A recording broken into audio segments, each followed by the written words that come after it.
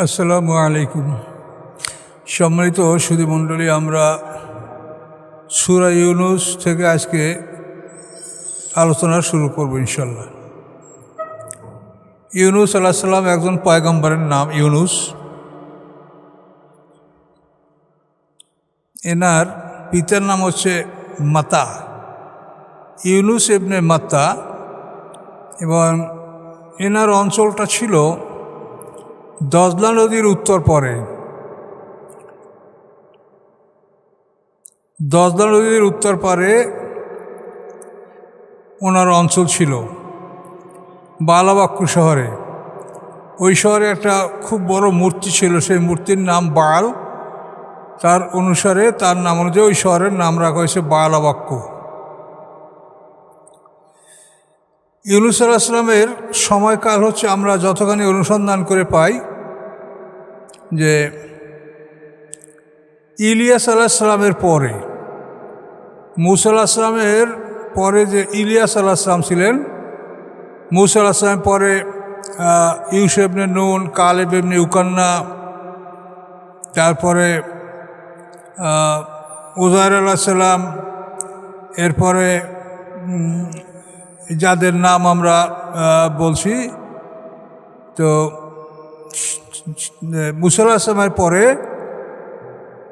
যে ইলিয়াস আলাইহিস সালাম, ইলিয়াস ইয়াসা জুলকিফল, ইলিয়াস ইয়াসা জুলকিফল। তো ইলিয়াস আলাইহিস সালামের পরের পয়গম্বর হলো ইউনুস আলাইহিস সালাম। এতটা তাফসীর অনুসন্ধান করে পাওয়া যায়। তো ওনার নামে আল্লাহ তাআলা এই সূরার নামকরণ করেছেন, এবং ওনার জীবনের বিশেষ কাহিনী আমরা এই সূরার মধ্যে জানতে পারব। তো আসুন আমরা শুরু করি আল্লাহর নাম নিয়ে। বিসমিল্লাহির রহমানির রহিম। আলিফ লাম রা, যে আয়াতে মুতাশাবিহাত, এর অর্থ আল্লাহ ছাড়া কেউ জানে না।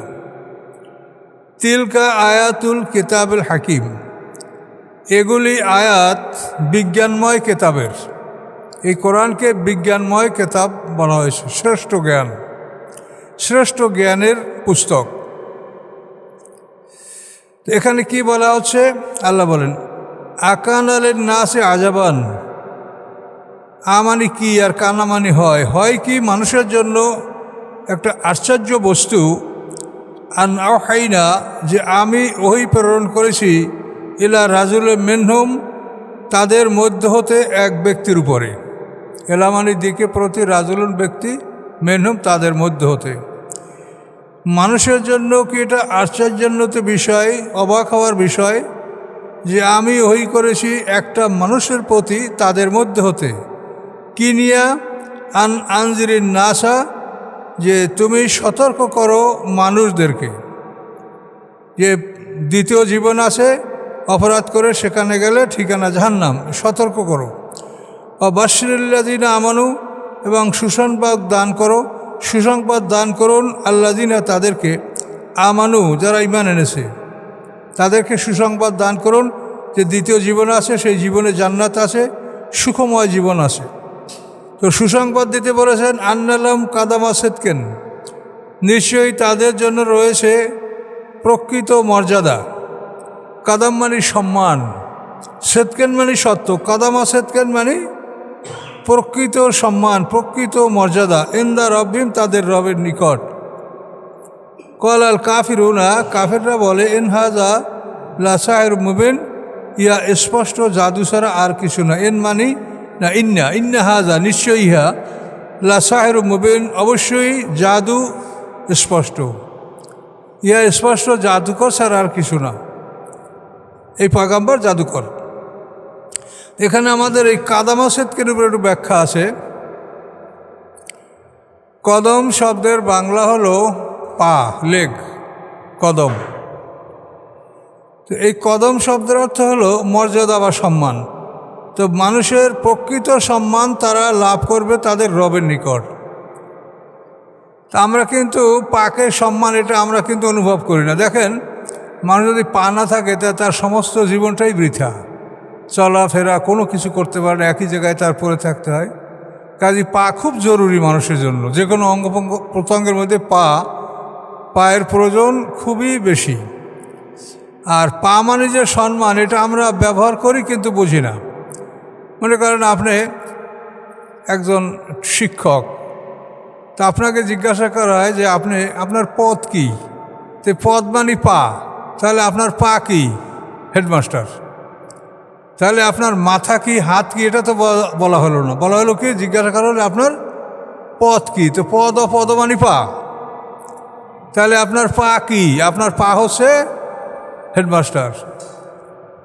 তাহলে কদম শব্দরার্থ সম্মান, এটা আমরা ব্যবহার করি কিন্তু অতটা মূল্যায়ন করি না যে আসলে এর অর্থটাকে। আমরা পদ বলতে একটা নির্বুদ্ধি, একটা পদ, একটা পজিশন। কিন্তু এই পদ মানে পা, এবং পা মানে সম্মান। তো প্রকৃত সম্মান আল্লাহর কাছে। দুনিয়ায় তো সকল ভালো মানুষেরা তাদের বিরোধী থাকে, সমালোচক থাকে, নানা রকম কষ্ট তারা ভোগ করেন, নানা রকম জ্বালা যাতনা তাদের সহ্য করতে হয়। কিন্তু প্রকৃত সম্মান তারা আল্লাহর কাছে পাবেন, এই কথা আল্লাহ বললেন। আন্নালাম কাদাম আসাদকে, নিশ্চয়ই তাদের জন্য প্রকৃত মর্যাদা, প্রকৃত সম্মান এন্দা রব্বিহিম, তাদের রবের নিকট। কল আল কাফিরুনা, কাফেররা বলে, ইন্না হাযা, নিশ্চয়ই ইহা জাদুকর। স্পষ্ট এই পয়গম্বরকে তারা জাদুকর বলেছে। ইন্না রাব্বাকুমুল্লাহুল্লাযী খালাকাস সামাওয়াতি ওয়াল আরদা ফী সিত্তাতি আইয়াম, নিশ্চয়ই তোমাদের রব আল্লাহ, আল্লাযী, যিনি খালাকাস সামাওয়াতি, সৃষ্টি করছেন আকাশসমূহ, ওয়াল আরদা, এবং পৃথিবীসমূহ, ফী সিত্তাতি আইয়ামেন, 6 দিনে। সুম্মা ইস্তাওয়া আলাল আরশ, তারপর তিনি আসন গ্রহণ করেছেন তার সিংহাসনে। ইউদাব্বিরুল আমরা, সকল কাজের ব্যবস্থাপনা তিনি করেন। মামেন শাফিয়েন, নাই কোনো সুপারিশকারী, ইল্লা মিন বাদি ইজনিহি, তার অনুমতির পূর্বে, তার অনুমতি ছাড়া। জালিকুমুল্লাহু রব্বুকুম, এই হচ্ছে তোমাদের রব। ফাবুদুহু, তোমরা তার ইবাদত করো। আফালা তাযাক্কারুন, তোমরা কি উপদেশ গ্রহণ করবে না? কোরআন মজিদে সবচাইতে বেশি আসে আল্লাহ শব্দটা, 980 বার। আল্লাহ শব্দটা কোরআন শরীফে আসছে 980 বার। আর রব শব্দটা আসছে 974 বার। রব, এই দুটো শব্দ কোরআনের সবচাইতে বেশি এসেছে।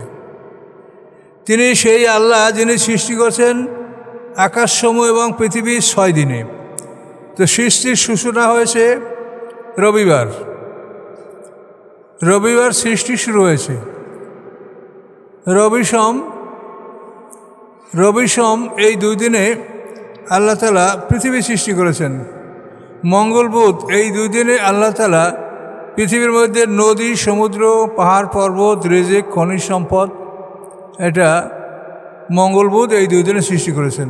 এগুলো 4 দিন।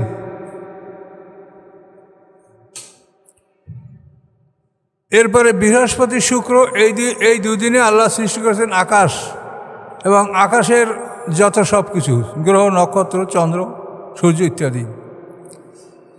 এই 6 দিনই আল্লাহ তাআলা আকাশ পৃথিবী সৃষ্টি করেছেন। তারপরে সুম্মা ইস্তাওয়া আলাল আরশ, তারপর তিনি আরশে অবস্থান গ্রহণ করেছেন। এই সৃষ্টি সম্বন্ধে কোরআনে বিভিন্ন আয়াতে এই কথাটা আছে। সৃষ্টি শুরু হয়েছে রবিবার, শেষ হয়েছে শুক্রবার। শনিবার দিন আল্লাহ কিছু করেন নাই, এই জন্য ইহুদিরা মনে করেন যে শনিবার দিন আল্লাহ কিছু করে নাই, আমরাও কিছু করব না, এই দিনটা আমরা ছুটির দিন পালন করব, ইয়ামুস সাবত, শনিবার। তো এদেরকে কিন্তু বলা হয়েছিল যে সপ্তাহের সবচাইতে সম্মানিত দিন শুক্রবার, তোমরা এটা গ্রহণ করো, তো তারা করেনি। এরপরে খ্রিস্টানরা আসে তাদের পরে, ইহুদিদের পরে, তাদেরকেও বলা হয়েছে যে শুক্রবার দিন সর্বোত্তম, তোমরা এটা গ্রহণ করো, কিন্তু তারাও গ্রহণ করে নাই। তারা বলছে যে ইহুদিরা আমাদের সিনিয়র, আমরা তাদের আগে যাব না, আমরা তাদের পরে থাকব। তাহলে তারা রবিবার, খ্রিস্টানদের ছুটির দিন রবিবার। এবং সেখানে আরও কারণ আছে। ঈসা আলাইহিস সালাম উম্মতরা যে আকাশ থেকে জান্নাতি খাবার দাবি করেছিল আল্লাহর কাছে, সেই খাবারটা তাদের কাছে আসছিল রবিবার, জান্নাতি খাবার খ্রিস্টানদের জন্য। তো এই জন্য তারা রবিবারকে তাদের জন্য সপ্তাহের ছুটির দিন তারা ঘোষণা করেছে।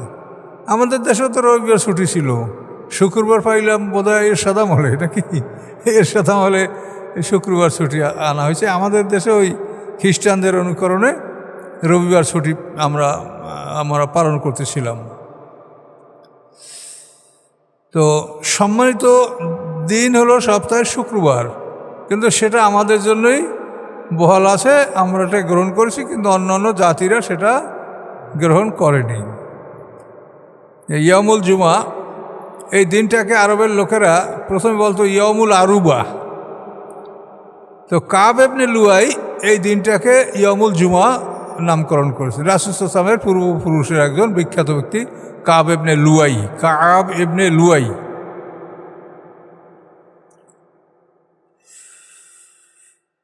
তো আল্লাহ তাআলা 6 দিনে আকাশ পৃথিবী সৃষ্টি সম্পন্ন করার পরে তিনি আরশে অবস্থান করেছেন, আরশে তিনি আসন গ্রহণ করেছেন।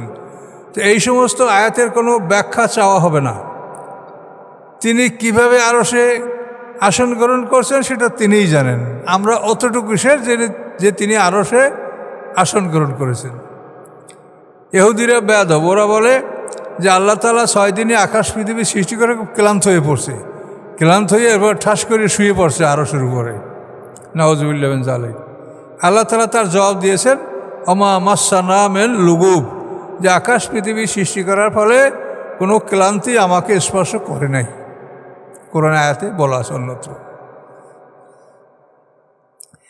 এরপরে সমস্ত কাজের ব্যবস্থাপনা তিনি করেন। এই পৃথিবী কিভাবে চলবে, চন্দ্র সূর্য গ্রহ নক্ষত্র নদী সমুদ্র খাদ্য খাদক জলবায়ু বৃষ্টি এগুলি সব তিনি ব্যবস্থাপনা গ্রহণ করেন। কোরআন পাকে বলা আছে, অন্য জায়গায় দেখবেন যে তোমাদের জন্য যদি চিরকাল রাত করে দেওয়া হতো কেমন লাগতো তোমাদের, অথবা চিরদিন যদি তোমাদের জন্য দিন করে দেওয়া হতো তাহলে কেমন লাগতো। এই জন্য আল্লাহ তাআলা দিন এবং রাত, শীত গ্রীষ্ম প্রত্যেকটি বিষয়ে আল্লাহ তাআলা একটা সুন্দর ব্যবস্থাপনা তিনি গ্রহণ করে থাকেন। সমস্ত কাজের ব্যবস্থাপনা, ইউদাব্বিরুল আমরা, তিনি সমস্ত কাজের ব্যবস্থাপনা গ্রহণ করে থাকেন। মা মিন শাফিইন ইল্লা মিন বাদি ইজনি, তার অনুমতি ছাড়া কোনো সুপারিশকারী নয়। সুপারিশ থাকবে কিন্তু আল্লাহর অনুমতিক্রমে, কেউ ইচ্ছা করে করতে পারবে না। জালিকুমুল্লাহ রব্বুকুম, এই হচ্ছে তোমাদের রব, অর্থাৎ এই যা গুণাগুণ বর্ণনা করা হলো এই হচ্ছে তোমাদের রব। ফাবুদুহু, তোমরা তার গোলামি করো। আফালা তাযাক্কারুন, তোমরা কি উপদেশ গ্রহণ করবে না। ইবাদত, তো এই ইবাদত আগে গোলাম হতে হবে, তারপর গোলামি করতে হবে। গোলাম না হয়ে গোলামি করা যাবে না। তো গোলাম হওয়ার শর্ত তো বুঝেছেন যে আপনার জীবন সম্পত্তি সব আল্লাহর কাছে জান্নাতের বিনিময়ে বিক্রি করে দেওয়া হবে, এবং আল্লাহ কিনবেন, আমরা বিক্রি করে দেব, ফলে আমরা অসহায় নিঃস্ব হব, তখন আমরা হব গোলাম। আর গোলাম হওয়ার পরে যে কাজ করব সেইটা হবে গোলামি। তো ইবাদত করার জন্য আগে গোলাম হতে হবে, তারপরে ইবাদত করতে হবে, কাজ করতে, গোলামি করতে হবে। এই জন্য কিন্তু ইবাদত করার জন্য আল্লাহ সবসময় বলছেন আগে ঈমান আনো তারপর ইবাদত করো। ইয়া আইয়ুহাল্লাযীনা আমানু বলে বলছে এটা করো ওইটা করো এটা করো, কিন্তু এই ইবাদত করতে যখন বলছেন সেখানে কিন্তু ঈমানের কথা আর বলেন না। ইয়া আইয়ুহান-নাস উবুদু, তো ঈমানের কথা না বলার কারণ হলো এই ইবাদত শব্দের ভিতরে ঈমানের কথাটাও আছে, যে তুমি গোলামি করতে হলে আগে তুমি গোলাম হও, তারপর তুমি গোলামি করবে। এই জন্য ইয়া আইয়ুহান-নাস উবুদু, এখানে আগে ঈমানের কথা আলাদা বলা হয়নি। এটা কিন্তু একটা কঠিন বিষয়। ইলাইহি মারজিউকুম জামিয়া, তার নিকট তোমাদের সবারই প্রত্যাবর্তন। মারজিউকুম মানে তোমাদের প্রত্যাবর্তন, জামিয়া মানে সবাই, সকলের, তোমাদের সকলের প্রত্যাবর্তন তার নিকট। ওয়াদাল্লাহ হাক্কা, আল্লাহর এই প্রতিশ্রুতি সত্য যে সবাইকেই তার কাছে যেতে হবে এবং সবাইকেই তার হিসাব নিকাশ বুঝে নিতে হবে, আমল অনুযায়ী তার ঠিকানা গ্রহণ করতে হবে, জান্নাত অথবা জাহান্নাম। ইন্নাহু ইয়াবদাউল খালকা সুম্মা ইউদিউ, নিশ্চয়ই তিনি সৃষ্টি সূচনা করেন এবং সৃষ্টিকে তিনি পুনরায় সৃষ্টি করেন। এই প্রথমবার সৃষ্টি করা তার কাজ এবং দ্বিতীয়বার সৃষ্টি করাও তার কাজ, এটা করবেন তিনি। এই জন্য এই মৌলিক বিষয়গুলি আমাদের সবসময়ই স্মরণ রাখতে হবে যে আল্লাহ তাআলা তার সকল সৃষ্টিকে তিনি বলেছেন যে আমার সকল সৃষ্টি জোড়া জোড়া, কাজেই তিনি যাই সৃষ্টি করেন সেটা এক জোড়া, হায়াত এক জোড়া, মওয়াত এক জোড়া, সব এক জোড়া। এই জোড়া কথা আপনাকে ভুললে চলবে না, মনে রাখতে হবে। শুধু আল্লাহ বেজোড়, এছাড়া তার সমস্ত সৃষ্টি জোড়া জোড়া। লিয়াজিয়াল্লাযিনা আমানু ওয়া আমিলুস সালিহাতি বিল কিসত, তিনি পুনরায় সৃষ্টি করবেন কেন? দান করা লেমানের জন্য, লিয়াজিয়া পুরস্কার দেওয়ার জন্য, আল্লাযিনা আমানু মোমেনদেরকে, যারা ইমানদার তাদেরকে পুরস্কার দেওয়ার জন্য। তো ও আমিলুস সালিহাত, যারা ইমান এনেছে এবং ভালো কাজও করেছে, বিল কিসতে ন্যায়সঙ্গতভাবে, তাদেরকে ন্যায়সঙ্গতভাবে তাদের পুরস্কার দেওয়ার জন্য তিনি সবাইকে দ্বিতীয় জীবনে ফিরিয়ে নিয়ে আসবেন। আল্লাযিনা কাফারু, এবং যারা অবিশ্বাস করে, লাহুম শারাবুন, তাদের জন্য রয়েছে পানীয়, মেন হামিমেন, গরম পানি হতে, ও আযাবুন আলিম, এবং রয়েছে বেদনাদায়ক শাস্তি। কাফেরদের রয়েছে অসাধারণ গরম পানি, যে গরম পানি মুখের কাছে নেওয়ার সাথে সাথেই চেহারা সিদ্ধ হয়ে যাবে, মুখমণ্ডলের চামড়া সিদ্ধ হয়ে যাবে, গলে যাবে তার তাপেই। আযাবুন আলিম, এবং বেদনাদায়ক শাস্তি তাদের জন্য রয়েছে। কাদের জন্য? কাফারু, যারা অবিশ্বাস করেছে। বিমা কানু ইয়াকফুরুন, এই জন্য যে তারা কুফরি করেছে, এই কুফরি করার জন্য তাদেরকে এই শাস্তি ভোগ করতে হবে।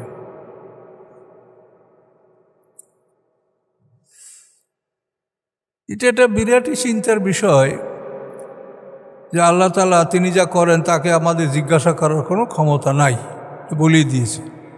লা ইউসআলু আম্মা ইয়াফআলু ওয়া হুম ইউসআলুন, আল্লাহকে জিজ্ঞাসা করার অধিকার কারো নাই, কিন্তু অন্য সবাইকে জিজ্ঞাসা করা হবে। তো কাফের, এদেরকে শাস্তি দিবেন আল্লাহ তাআলা। তো আমরা কিন্তু সবাই আল্লাহকে দেখে তাকে রব বলে সাক্ষী দিয়েছি যে আপনি আমাদের রব, কলুবালা সবাই বলেছি। আমরা দায়িত্ব গ্রহণ করেছি।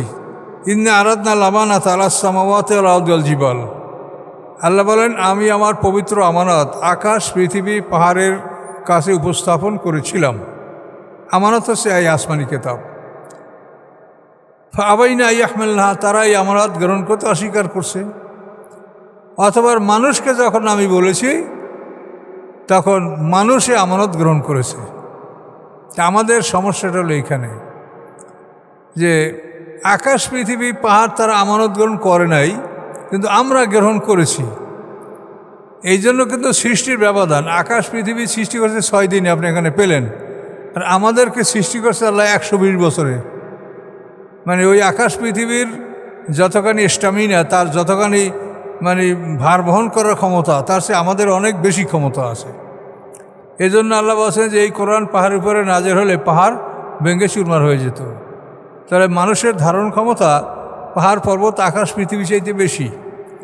এই ধারণ ক্ষমতা নিয়ে আমাদেরকে আল্লাহ 120 বছরে সৃষ্টি করছেন। সৃষ্টি করার পরে যখন এই আমানত আমাদেরকে আমাদের সামনে, অর্থাৎ আদম আলাইহিস সামনে উপস্থিত করেছেন, তা আদম আলাইহিস সালাম এই আমানত গ্রহণ করেছেন।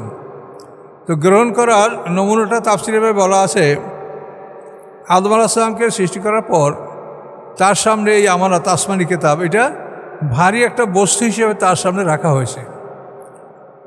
আদম আলাইহিস সালাম নিজেই সেটার কাছে গেলেন, যাওয়ার পরে হাঁটু পর্যন্ত তুললেন, তুলে আবার রেখে দিলেন, আর বললেন যে আল্লাহ যদি আমাকে বলেন এটা আমি আরও তুলতে পারি।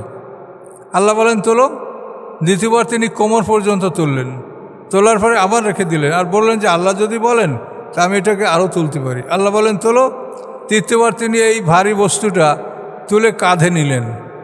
কাঁধে নেওয়ার পরে যখন নিচে নামাতে চাইলেন, তখন আল্লাহ বলেন যে ওটা তোমার ঘাড়ে থাকবে না, তুমি নামাতে পারবে না, এ বোঝা তোমার বহন করতে হবে। তো এই যে বোঝা বহন করা, আমরা সবাই আল্লাহ স্বীকার করছি, তারপরে এই বোঝা আমাদের আদি পিতা আদম আলাইহিস সালাম বহন করেছেন, তখন আমরা তো সবাই তার পিঠের মধ্যেই ছিলাম, তখন তো আমরা সবাই তার মধ্যেই ছিলাম। তাহলে আমরা যে এই দায়িত্ব গ্রহণ করার পরে যদি আমরা দায়িত্ব পালন না করি, তা আমাদের শাস্তি হওয়া উচিত। কথা বলতে পারছেন? দায়িত্ব পালন এটা করতেই হবে, যে দায়িত্বে আমরা গ্রহণ করেছি। আমরা পৃথিবীতে এই খেলাফতের দায়িত্ব গ্রহণ করেছি, আল্লাহর আমানত, এই আমানতকে গ্রহণ করেছি। তো এই দায়িত্ব গ্রহণ করার পরে যদি কাজ না করি, তার শাস্তি হওয়া উচিত, এটা অনিবার্য। আপনি প্রত্যেকটি ক্ষেত্রে মসজিদের ইমাম সাহেব যদি নামাজের সময় হাজির না হয়, তাহলে তার উপরে আপনারা ক্ষিপ্ত হবেন। গাড়ির ড্রাইভার যদি টাইম মতো গাড়ির স্টার্ট না করে, তা আপনারা হইচই করবেন। যে যে কাজে আছেন, আমি আপনাদের ক্লাস নেব, আমি না আসলে আপনারা সন্তুষ্ট হবেন। যে যে কাজে আছে সেই কাজ যদি সে না করে, তা আপনারা সবাই অসন্তুষ্ট হবেন। তা আল্লাহ বলছেন যে তোমরা আমার আমানত গ্রহণ করছো, করার পরে তোমরা কাজ করবে না, কাজই তোমাদের শাস্তি হবে। তো শাস্তির মূল কারণটা এখান থেকেই আমরা পাচ্ছি, যে এতটুকু, এর বাইরে আমরা কিছু বুঝি না।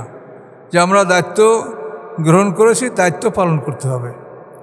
এই পুরো কোরআন প্রচার করা আমাদের ফরজ করা হয়েছে, এটা আমাদের দায়িত্ব পালন করতে হবে, কিন্তু যদি না করি তো শাস্তি হবে। কথা বলতে পারছেন? আজকে একজন আমাকে প্রশ্ন করছে, রাসূল আসলাম কী বয়সে দাঁড়িয়ে রাখছে? মানে মাথার মধ্যে যে কত বুদ্ধি এদের, রাসূল আসলাম কী বয়সে দাঁড়িয়ে রাখছে এইটা আপনি এটা নিয়ে তর্ক। কিন্তু আসলে যে আপনার কোরআন প্রচার করা ফরজ, এটা সম্বন্ধে তো কোনো খবরই কারো নাই। যে এটা আমাদের পুরো শোনা ফরজ, এটা আমাদের প্রশ্নপত্র, এটার উপর আমাদের পরীক্ষা হবে। আর যারা শিক্ষক, তাদের এটা প্রচার করা ফরজ। এই ফরজ নিয়ে কোনো খবর নাই রাসূল আসলাম কী বয়সে দাঁড়িয়ে রাখছে। কী বলেন দেন, কত চিন্তা তাদের মাথায়। কাজে এই ধরনের বিষয় চিন্তা ভাবনা না করা উচিত। দাড়ি আল্লাহ রসুল কেটেছেন, বা ওই সময়ের রাসূল কেন, অন্য কেউ দাড়ি কাটতো, এরও প্রমাণ পাওয়া যায় না। দাড়ি কাটার সিস্টেমটা হয়েছে অনেক পরে। যেটা আমরা ইতিহাসে তাফসীর পেয়েছি, সেটা হলো পারস্যের ইবনে মুন্না নামক এক ব্যক্তি প্রথম দাড়ি কেটেছে। এরপরে এই দাড়ি কাটার বিষয়টা সমাজে আস্তে আস্তে এটা বিস্তার লাভ করছে। ইবনে মুন্না এই লোকটার নাম, পারস্যের।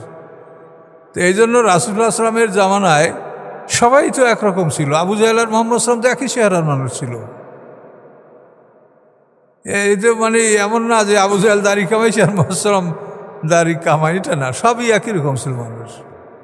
পোশাকও ওই রকম, সবাই লম্বা জামা, দাড়িও ঠিক ওইভাবে, বড় বড় চুল, এগুলি সবারই ছিল একইভাবে।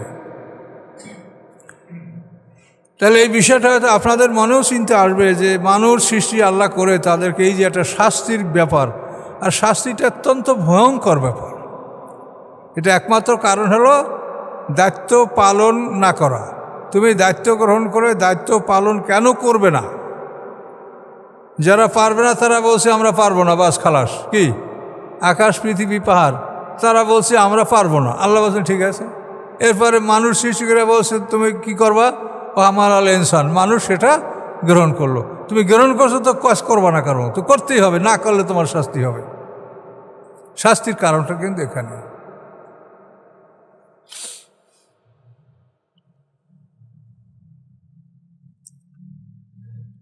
ওয়াল্লাযী জাআলা শামসা দিয়া, তিনি সেই আল্লাহ যিনি সূর্যকে করেছেন প্রদীপ দিয়া, অল কামারা নূরা, এবং চাঁদকে করেছেন আলো, অকাদ্দারাও মানাজেলা, এবং নির্ধারণ করেছেন তার জন্য অনেকগুলি মঞ্জিল, অনেকগুলি স্থান। প্রতিদিন এক এক স্থানে সে অবস্থান করে। সেই জন্য আমরা তাকে প্রতিদিন আলাদা রূপে দেখি। চাঁদকে আমরা গতকাল যেভাবে দেখছি আজকে সেভাবে দেখব আর এক রকম। মানাজেলা, বিভিন্ন মঞ্জিল, লেতা আলামও, যাতে তোমরা জানতে পারো, আদাদা মানে সংখ্যা, সিনিনা মানে বছরের, যার ফলে তোমরা বছরের সংখ্যা গণনা করতে পারো। অল হিসাব, এবং তোমরা সব হিসাব রাখতে পারো, জাকাত কবে দিবা, রোজা কবে, কোরবানি কবে, হজ কবে, এগুলি সব তোমরা চাঁদের মাধ্যমে হিসাব রাখতে পারবে। মা খালাকাল্লাহ যালিকা ইল্লা বিল হক, সৃষ্টি করেন নাই আল্লাহ তাআলা ইহা ব্যতীত সত্য ছাড়া। ইল্লা মানে ব্যতীত, হক মানে সত্য, অর্থাৎ সত্য প্রতিষ্ঠা করার জন্য এগুলি সৃষ্টি করা হয়েছে। সত্য প্রতিষ্ঠা ছাড়া অন্য কোনো উদ্দেশ্যে এগুলি সৃষ্টি করা হয়নি। এগুলি সৃষ্টি করার মাধ্যমে সত্য প্রতিষ্ঠিত হবে। অর্থাৎ আপনার অনুসন্ধান করবেন যে এটা কে বানালো, চাঁদ সূর্য, তো ঘুরে ফিরে আপনাকে বলতে হবে যেটা আল্লাহ বানিয়েছে। কথা বলতে পারছেন? তাহলে এই সৃষ্টির মাধ্যমে সত্য প্রতিষ্ঠিত হবে, আপনি সত্যকে জানতে পারবেন। এই আকাশ, এত বড় আকাশ, বেগের আমাদের তারাও না, তোমাদের দর্শনযোগ্য কোনো স্তম্ভ ছাড়া আকাশকে তিনি সৃষ্টি করছেন। খুঁটি আছে কিন্তু তোমরা দেখো না। বেগাইরে আমাদের তারাও না, তোমাদের দেখার অযোগ্য স্তম্ভ দ্বারা আল্লাহ আকাশ খাড়া করে রেখেছেন। এগুলির মাধ্যমে গবেষণা করলে সত্য প্রতিষ্ঠিত হবে যে এগুলো আল্লাহ ছাড়া কেউ বলে নাই যেটা আমি করেছি। পৃথিবীতে আজ পর্যন্ত কেউ বলে নাই, বা কিয়ামত পর্যন্ত কেউ বলবে না যে এটা আমি সৃষ্টি করছি, এটা আল্লাহই সৃষ্টি করেছেন। মা খালাকাল্লাহু যালিকা ইল্লা বিল হক, সৃষ্টি করেন নাই আল্লাহ তাআলা ইহা ব্যতীত সত্য প্রতিষ্ঠা, অর্থাৎ সত্যকে প্রতিষ্ঠা করা ছাড়া অন্য কোনো উদ্দেশ্যে এগুলি সৃষ্টি করা হয় নাই। ইউফাসসিরুল আয়াতে, তিনি বিস্তারিত ব্যাখ্যা করেন আয়াতসমূহ। লিকওমিন ইয়ালামুন, ওই জাতির জন্য যারা জ্ঞান রাখে। ইন্না ফি ইখতিলাফিল লাইলি ওয়ান নাহার, নিশ্চয়ই ইখতিলাফ মানে কি, পরিবর্তন, ব্যবধান, রাত এবং দিনের যে পরিবর্তন। এখন দেখেন আস্তে আস্তে আবার দিন কিন্তু বাড়তে শুরু করে দিয়েছে। এই যে পরিবর্তন, একদিন ছিল, আস্তে আস্তে দিন ছোট হচ্ছিল, রাত বাড়তেছিল। এখন আবার শুরু হলো কি, দিন বাড়তে শুরু করছে, রাত ছোট হতে শুরু। এই যে ইখতিলাফ মানে পরিবর্তন, নিশ্চয়ই পরিবর্তন রাত এবং দিনের। অমা খালাকাল্লাহু ফিস সামাওয়াতি ওয়াল আরদ, এবং যা সৃষ্টি করছেন আল্লাহ তাআলা আকাশের মধ্যে এবং পৃথিবীর মধ্যে। আকাশ পৃথিবীর মধ্যে যা আছে এদের মধ্যেও ব্যাপক একটা পরিবর্তন ঘটে। গ্রহ নক্ষত্র, যেগুলো আমরা অনেক কিছু বুঝি না, কোন তারকাটা কখন কোথায় উদয় হয়, কখন অস্ত যায়, আকাশ পৃথিবীর গ্রহ নক্ষত্রের উদয় অস্ত এর মধ্যেও এরকম পরিবর্তন ঘটে, যেগুলি আমাদের সব অজানা। এবং যা সৃষ্টি করেন আল্লাহ তাআলা আকাশের মধ্যে, পৃথিবীর মধ্যে, আয়াতেন, অবশ্যই রয়েছে নিদর্শন, লিকওমিন ইয়াতাফাক্কারুন, ওই জাতির জন্য যারা চিন্তা ভাবনা করে। ইন্নাল্লাযিনা লা ইয়ারজুনা লিকাআনা, নিশ্চয়ই যারা লা ইয়ারজুনা, আশা করে না, লেখা আনা, আমার সাক্ষাৎ, আল্লাহ বলেন আমার সাক্ষাৎ এর আশা যারা করে না, ও রাদু বিল হায়াতের দুনিয়া, এবং তারা সন্তুষ্ট দুনিয়ার জীবনের উপরে। রাদু মানে সন্তুষ্ট, রাজি, বেল হায়াতের দুনিয়া, দুনিয়ার জীবনের উপরে। ও আতমান্নাউ বিহা, এবং তারা সম্পূর্ণ নিরাপদ মনে করে এই দুনিয়ায়। ইতমিনান, আতমান্না ইতমিনান মানে কি, নিরাপদ মনে করে, কোনো রকম আর দুশ্চিন্তা কিছু নাই, খুবই নিরাপদ। ও আতমান্নাউ বিহা, এবং নিরাপদ মনে করে এই দুনিয়ার জীবনকে। আল্লাযিনা আন আয়াতিনা গাফিলুন, এবং যারা আমার নিদর্শনগুলি হতে গাফেল থাকে, অমনোযোগী থাকে, তাদের জন্য কি শাস্তি। উলাইকা মাওয়াহুম নার, তাদের ঠিকানা আগুন। আল্লাহ সাক্ষাতের আশা করে না, দুনিয়া জীবন তাদের মানে এটার মধ্যে তারা সম্পূর্ণ তৃপ্তি লাভ করে এবং আল্লাহ নিদর্শন থেকে গাফেল থাকে। এদের জন্য কি উলাইকা মাওয়াহুম না, দেখেন উপরে একটা লা দেওয়া আছে ছোট্ট, ফুলের সাপের লা, মানে কি কথাটা শেষ হয় না, উপরের কথাটা নিচের লাইন পড়েন তখন শেষ হবে। উলাইকা মাওয়াহুম, এদের ঠিকানা নার, আগুন, বিমা কানু ইয়াকসিবুন, এই জন্য যে তারা উপার্জন করেছে। ইন্নাল্লাযিনা আমানু ওয়া আমিলুস সালিহাত, নিশ্চয়ই যারা ঈমান এনেছে এবং সৎকর্ম সম্পাদন করেছে। ইয়াদিহিম রব্বুহুম বিঈমানিহিম, তাদেরকে আল্লাহ হেদায়েত দান করবেন তাদের ঈমানের কারণে, তাদের ঈমানের জন্য আল্লাহ তাআলা তাদেরকে সৎপথে সিরাতাল মুস্তাকিমে চলার তৌফিক দান করবেন। তাজরি মিন তাহতিহাল আনহার, এবং প্রবাহিত তাদের বাড়িঘরের তলদেশ থেকে নহর তাজরি মেন তাহাতিহিম, তাদের তলদেশ থেকে অর্থাৎ তাদের বাড়িঘরের তলদেশ থেকে নহর ফি জান্নাতে নাইম, নেয়ামতে ভরপুর জান্নাতে। জান্নাতে নাইম যে জান্নাত নেয়ামতে ভরপুর, আর জান্নাতুন নাইম বলতে একটা জান্নাতেরও নাম আছে জান্নাতুন নাইম। দাওয়াম ফিয়া সুবহানাক আল্লাহুম্মা, আহ্বান, দাওয়া মানে আহ্বান, ডাক, তাদের আহ্বান ফিয়া ওই জান্নাতে সুবহানাক আল্লাহুম্মা, এইটা হবে তাদের আহ্বান। মানে জান্নাতে যদি কিছু তার প্রয়োজন হয়, চাকর নকর সেবক কোনো কিছু প্রয়োজন হলে সে বলবে সুবহানাক আল্লাহুম্মা, এটা হলো কলিং বেল, আহ্বান। তাদের আহ্বান জান্নাতে হলো কি সুবহানাক আল্লাহুম্মা, কিছু প্রয়োজন হইলেই সুবহানাক আল্লাহুম্মা বলবে, সাথে সাথে মানে গেলমান ফেরেশতা জান্নাতের যারা সেবার দায়িত্বে আছে সবাই আপনার কাছে হাজির হয়ে যাবে। দাওয়াহুম, তাদের আহ্বান, ফিহা জান্নাতে কি সুবহানাক আল্লাহুম্মা, এই বাক্যটা বললেই আপনার কাছে সেবক উপস্থিত হবে। ও তাহিয়াতুম ফিহা সালাম, এবং অভ্যর্থনা তাদের সেখানে সালাম, এটা বললে তারা আপনার সামনে আসবে এবং আপনাকে সালাম দেবে। তাহিয়াতুম, এবং তাদের অভ্যর্থনা ফিহা ওই জান্নাতে, সেটা কি তাহিয়াত হলো সালাম। ও আখিরু দাওয়াহুম আলহামদুলিল্লাহি রাব্বিল আলামিন, এবং তাদের সর্বশেষ আহ্বান হবে আলহামদুলিল্লাহি রাব্বিল আলামিন। খাওয়া পড়া ওঠা বসা কাজ করা প্রত্যেকটির ক্ষেত্রে তারা আলহামদুলিল্লাহি রাব্বিল আলামিন বলবে। এই এক রুকু শেষ হল।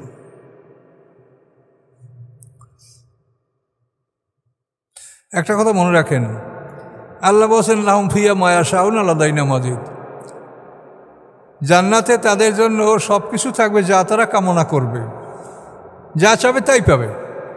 এখন যদি মনে করেন, কেউ মনে করে যে আমি অমুকে আমার সাথে শত্রুতা করছিল, আমি তাকে এখন খুন করব, তাহলে এখন এই ধরনের চিন্তা মনে আসতে পারে, বা আমি শরীয়ত বিরোধী একটা কাজ করব, এটা আমি চাবো। কিন্তু এখানে আপনাদের এটা মনে রাখতে হবে, জান্নাতে এমন মানুষগুলি যাবে যে যাদের অন্তরে এই খারাপ কোনো জিনিস উদয়ই হবে না, যাদের মনে এখনও এই খারাপ চিন্তা বিদ্যমান যে আমি বেহেশতে যাই অমুকে মারব, বা আমি একটা শরীয়ত বিরোধী বা যেটা অবৈধ কিছু আমি করব, এই ধরনের চিন্তাভাবনা যাদের মনে আসে তারা জান্নাতে যাবে না। এই জন্য বলা হয়েছে যে ইল্লামান আতাল্লাবে কলবেন সালিম, যে আল্লাহর কাছে কলবে সালিম মানে রোগমুক্ত অন্তর নিয়ে যারা প্রস্তুত থাকবে তারা জান্নাতে যাবে। কাজে এগুলো হলো রোগের আলামত, আমি মারব, অন্যায় করব, আমি খারাপ করব। কাজে এই ধরনের চিন্তা যাদের মনে আসে, এই ধরনের মন মানসিকতার মানুষ তারা জান্নাতেই যাবে না।